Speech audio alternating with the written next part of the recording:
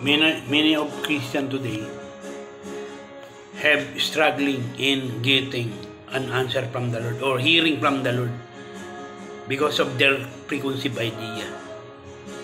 That's what I want to teach you, how to get an answer from the Lord. Don't get amazed, because it is common for you as a Christian to get an answer from the Lord because of the Holy Spirit that is inside of you. That's the one who will answer your question and your inquiry from the Lord. Or you, He is the one who will answer your every question in life and in your ministry.